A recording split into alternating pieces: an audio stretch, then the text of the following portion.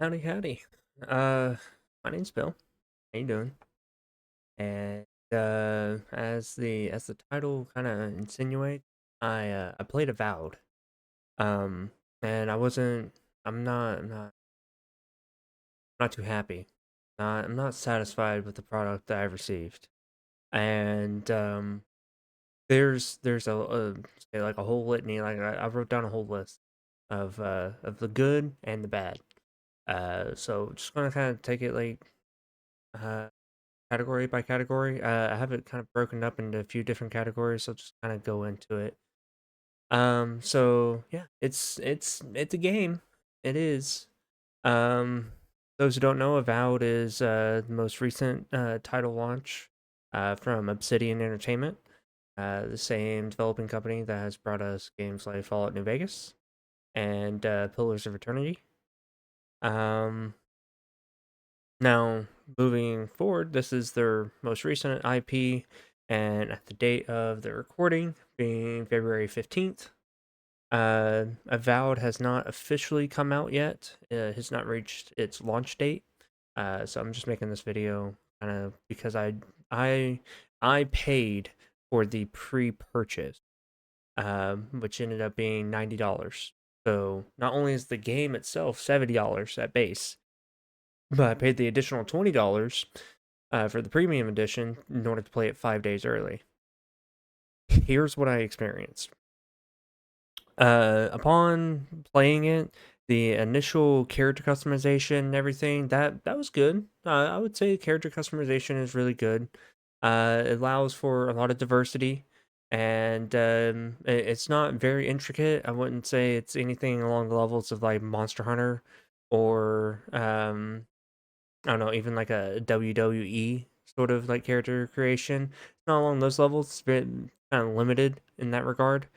Um, but it does have very, very unique accessibility options to go along with it. And then that kind of leads into the tutorial area. The tutorial area, as the name kind of insinuates, is a tutorial of how to play the games, understand the basic concepts and different mechanics in regards to the game. I thought now granted my initial playthrough was on the hardest difficulty. So, as far as combat, um simplistic form of it is that the enemies do a lot of damage to you, but take very little damage in return. That's kind of how they balance their game in terms of difficulty. Now, whether you like that or not, that's on you.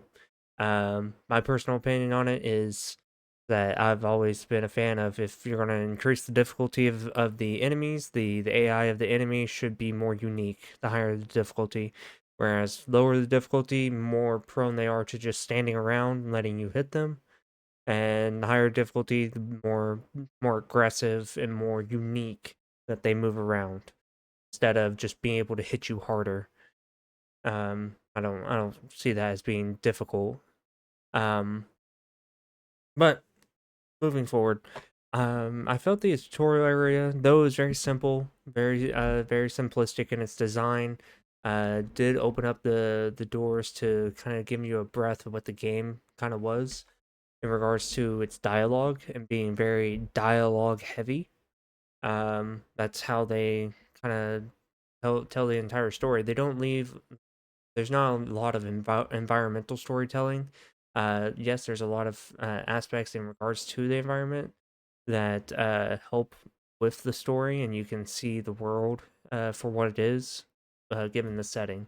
But the dialogue itself is very interactive.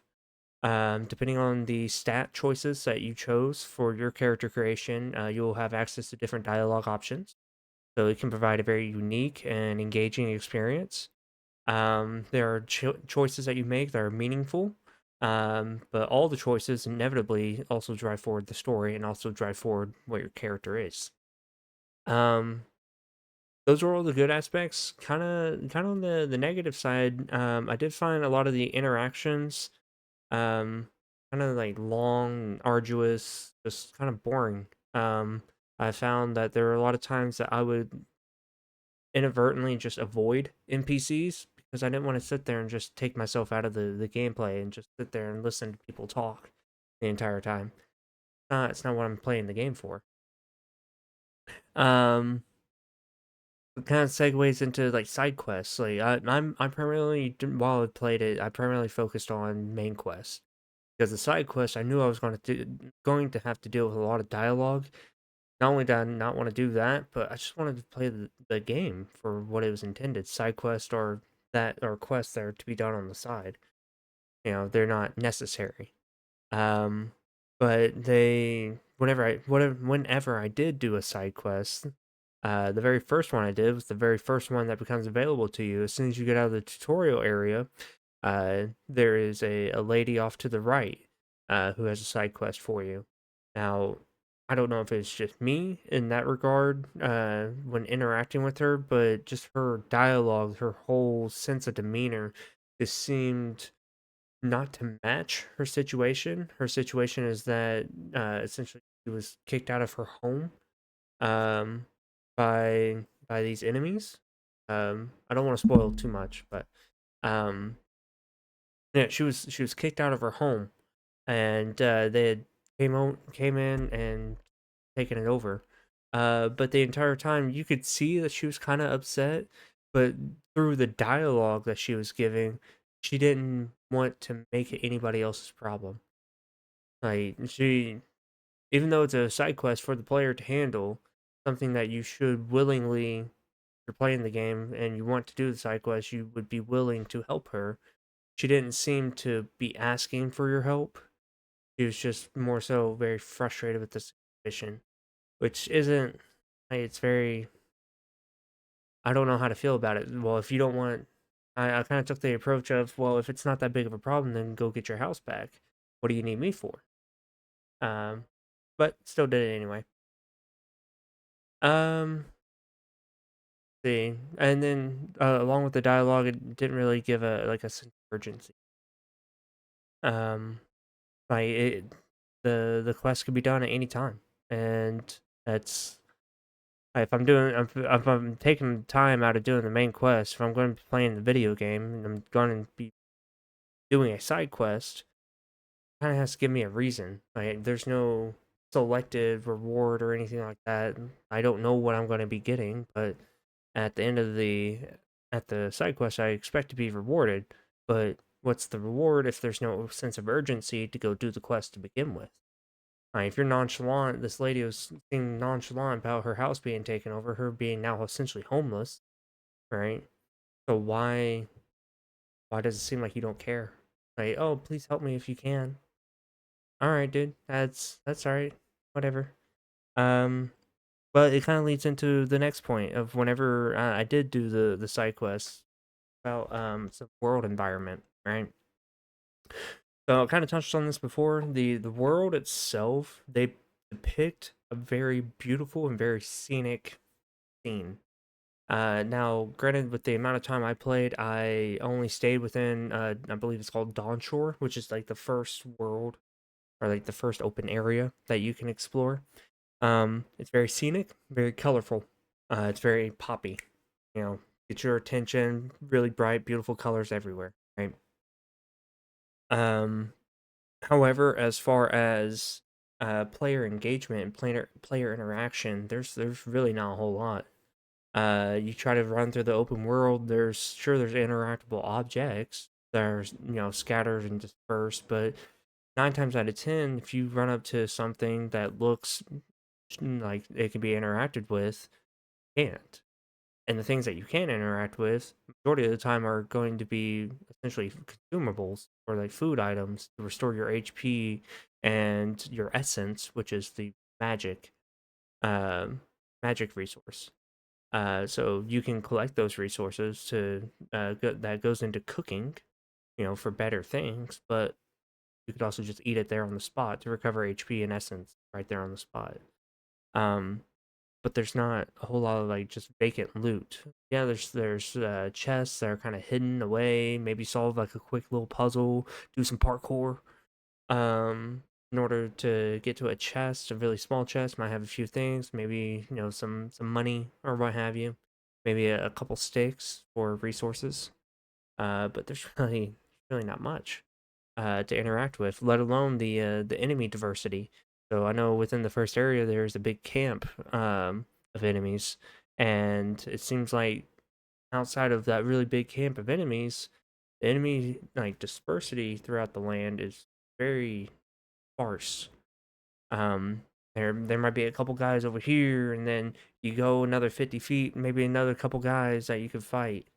But that kind of plays into something I noticed was that you have your character level, right? So you have to get a certain amount of XP points in order to level up, in order to get uh, talent points or ability points in order to progress your character. Okay. The reward for engaging in those fights is so low. I believe going from either level 3 to 4 or 4 to 5, one of the two, you have to get up to 2,000 experience. So if I go in and I engage with an enemy, just say, let's just take one of them, right? And I kill that enemy, I'm rewarded with somewhere in the neighborhood of 2 to 4 XP with every interaction I have with an enemy. That's insanely low. I'm not being rewarded for my time appropriately. Is how I feel. Um, so it decentivizes going out and fighting because I'm not rewarded for that. I get a lot of XP for exploring, and the first time discovering something, I might get 10, 15 XP. Cool. And if I complete a quest, I might get 3, 400, maybe 500 XP for completing a quest. Side quests, same thing, right? So that's like the way that you level up is by doing the main quest, doing the side quests. You can't just go out and farm, otherwise you're gonna be farming for a very, very um headed back into like the world environment. Some of the design choices are just bad. I mean, I don't know really how else to describe them. I can go into the nitty gritty, but I don't want to carry on for too Um, in regards to those design choices, keep it short and sweet. The puzzles are really, really easy. I feel like it's kind of like a slap in my face to my own intelligence whenever I go to do a puzzle and I have my um, comrades in the game, your little companions, telling me what the solution is before I even have a chance to even look at the puzzle, let alone the puzzle is already so simple that the companions are trying to tell me what to do, and I'm already done with the puzzle. I'm already inside the chest. There was at one point I was already inside the chest, looting the chest at the very end of the puzzle, and then I forget his name. He's the voice of Garrus, I believe, from Mass Effect. This gentleman over here is telling me how to solve the puzzle. I'm already looting the chest at the very end of it. I don't need you. This it's too simple. It feels like a lot of rinse and repeat. You're not elaborating on anything. Um, Brings into another point of uh kind of like going into having to loot chests. I feel as though I have to loot or go out of my way to get loot. Anytime I see something shiny, I have to go approach it because quite frankly, the amount of resources that you need to upgrade and to level up your weapons and your equipment to improve the quality of them, takes so many resources, and you make the resources so sparse to begin with. It's not like the majority of RPGs nowadays, where if I go out and I kill this dude, or I'm fighting some dude, sword and shield and mail armor, okay, like some chainmail armor. I kill that dude. If I go into his inventory, he's going to have chainmail armor, sword, and shield. Take that, and then turn right around and sell that for some money, right? No, that's not what happens. Instead, it's guy has chainmail armor, sword, and shield. I kill him, got a carrot. That's all he has on him. He has just a carrot. What am I supposed to do with a carrot? Okay, yeah, I can eat the carrot to restore my health, but that carrot's not going to replenish all the health, which I just lost fighting him. Let alone trying to sell that carrot's not going to make me enough money to do really anything with, because I need resources in order to progress through the story, right? To go to these new areas and fight these new enemies, I need better equipment. And then the cost to just buy the equipment is in the thousands when you're talking about getting resources that maybe cost two, or I could sell for only two, maybe five gold. I say gold because I don't remember the exact currency, but essentially gold pieces, coins, right? So your economy balance is way out of whack. I'm gonna have to sit here and grind for hours in order to have enough money to either buy the resources necessary to upgrade my equipment, or I have to go out and do all the side quests and go find every little nook and cranny for chests just so I can find these resources to upgrade my equipment so that there's not a disparaging misspoken, not disparaging a an unproportionate amount in the attack versus defense between quality of armor, which kind of leads into combat. So I think the combat does provide a very unique how open and free that you're providing it, and it can be fun at times. Incorporating the ability to swap into a different loadout on the fly. So from like for me, I was playing with a wand and a grimoire, and then just pressing a button and be able to swap to like a sword and shield or to a bow. That's fantastic. I enjoyed that. However, what I didn't enjoy was through some dialogue choices, I ended up having to fight Thala, which is a really big enemy. At the time, I was in common quality um, gear at the time of this. Okay, I also had common quality weapons. Right, I think I'd upgraded my wand twice. But Thala comes in with just straight fine equipment. No upgrades on it, just fine equipment from what his health bar said. Okay. It still took me about 9 minutes to kill him. Not so the fight itself, it ended up taking me an hour to kill him. But on the time that I did kill him, it took me 9 minutes fighting him to actually kill him. I understand he's a big boss, but the amount of damage I was doing to him is just absolutely abysmal for him being two quality or two upgrades away from where I was at that current time. That and the amount of times that I called shenanigans on how the enemies would interact with you. So being that they would start a wind up animation, swing. Okay, why was it that there'd be a guy about 20 feet or so away from me, wind up for a swing, and then just start sliding straight to me, and then hitting me with the swing. He was able to cover 20 feet in distance while doing a swing without playing any other sort of animation. He just slid over to me, hit me. I had granted I could have had time to react had he been proportionately closer to me. It made more sense to react to him. I've seen him as a closer threat. Um, that and hitboxes, big AoE attacks. There were times that if I would bait an enemy to be up at a higher elevation, do an AoE attack, but whenever they did the wind up for the AoE attack, I would jump down to a lower elevation. But yet, me jumping down to a lower elevation and walking away, I was still within of the AoE attack of them at a higher elevation, and I would still get hit by it at a lower elevation. That doesn't make sense to me unless your hitbox is straight vertical hitbox and not one that's for the AoE itself. Um, let's see. Looking over my list here. I think that kind of that gives a nice little touch to it. So I'll wrap up by saying this. I think overall, have here is a good game. It's a good game for storytelling, for some of its design aspects as far as like environmentally, like it's very colorful, it's very eye catching, it pops, shines, and glimmers. Okay, like jiggling the key, right? Really nice, very attractive.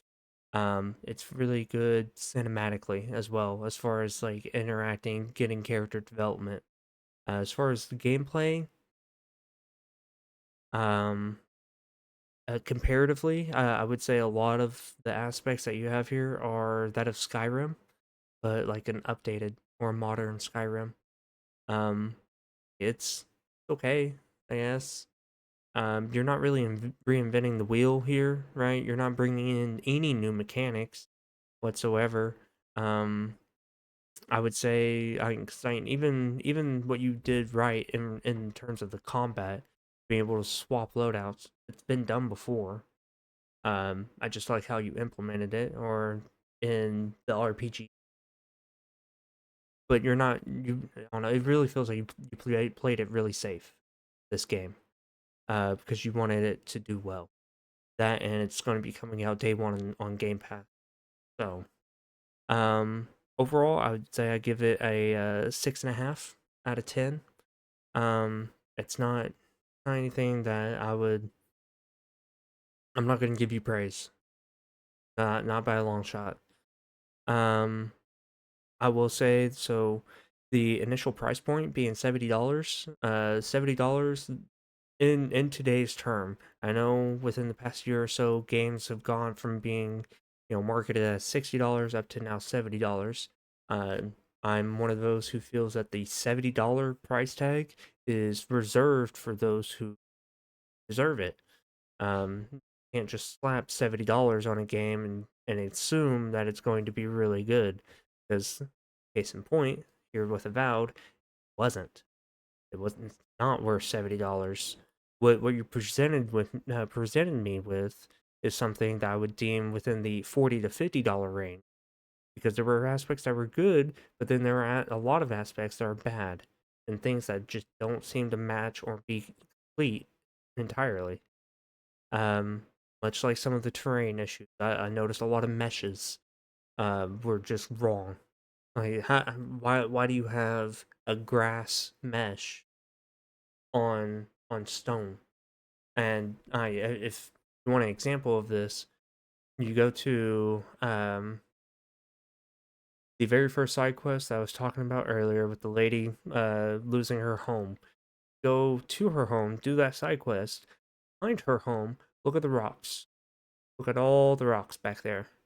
Okay, you will notice that there's a grass mesh that just covers a good chunk of them. And it doesn't match, it doesn't coincide with anything. There's no purpose for it to be there. It's an obvious mistake.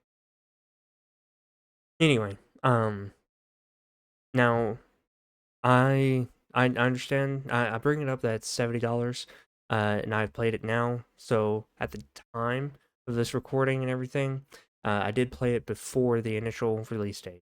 I did pay the additional $20, so that brings it to $90 for the premium edition to play it early. So I spent almost $100 in order to play this game. I wasn't satisfied with it. Um, and so with that being said, just with a base price tag of $70, you're not worth it. You're not. And as such, you have sold me on the fact that I'm never pre-purchasing a game again. Um, Given the reasons just explained. But yeah, so kind of how I feel about it. Um, Obviously, you're entitled to your own opinion, just like I am mine. Yeah, pretty much it. So my I heed my warning. I would definitely say get it on Game Pass. Don't waste your money. Don't waste $70. Just play it on Game Pass. At least you could play it on there for $16 a month, like that, and you can just see it. Because I played it for 8 hours, and that was enough for me. So anyway, hope everyone has a good one, and I'll see y'all next time.